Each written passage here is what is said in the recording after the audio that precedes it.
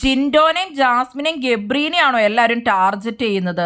ജാസ്മിനും ഗബ്രിയും ഒന്നിച്ചിരുന്നാൽ ഡേഞ്ചർ ആണെന്നാണ് secret agent പറയുന്നത്. സീക്രട്ട് ഏജന്റിന് ആ കോംബോ പൊളിക്കാൻ സാധിക്കുമോ? അവർ പുറത്ത് വൺ നെഗറ്റീവ് ആണെന്ന് സീക്രട്ട് ഏജന്റിന് അറിയാം. അവർക്ക് എതിരെ കളിക്കുവാണെങ്കിൽ പ്രേക്ഷകരുടെ പ്രീതി പിടിച്ചു പറ്റാൻ സീക്രട്ട് ഏജന്റിന് സാധിക്കും. അപ്പൊ അങ്ങനെ കളിക്കുമോ എന്ന് നമുക്ക് കണ്ടറിയാം. സീക്രട്ട് ഏജന്റ് നമ്മൾ കാണാറുള്ളതിൽ നിന്നും വ്യത്യസ്തമായ ഒരു ലുക്കിലൊക്കെയാണ് വന്നിട്ടുള്ളത്. എങ്ങനെയുണ്ട് സീക്രട്ട് ഏജന്റ് ലുക്ക്? നിങ്ങൾക്ക് ഇഷ്ടപ്പെട്ടോ?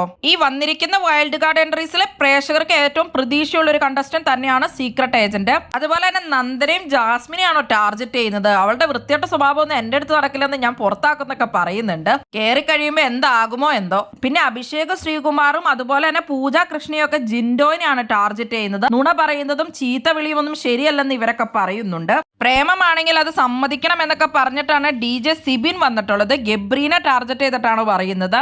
അഭിഷേക് ജയദീപ് ലേഡി ബോസോ എന്നൊക്കെ ചോദിച്ച് പറയുന്നത് റസ്മിനെയാണെന്ന് തോന്നുന്നു. ഇന്നു മുതൽ എന്തായാലും കളികൾ ഇനി മാറി മറിയും. 6 വൈൽഡ് കാർഡ് ചെല്ലുമ്പോൾ അതിന്റെ ഉള്ളിലുള്ള കണ്ടസ്റ്റൻസ് ഞെട്ടുന്നത് കാണാം. കൂടുതൽ ബിഗ് ബോസ് വീഡിയോകൾക്കും ബിഗ് ബോസിന്റെ ലേറ്റസ്റ്റ് ലൈവ് അപ്ഡേറ്റ്സിനുമായിട്ട് ചാനൽ സബ്സ്ക്രൈബ് ചെയ്യണേ.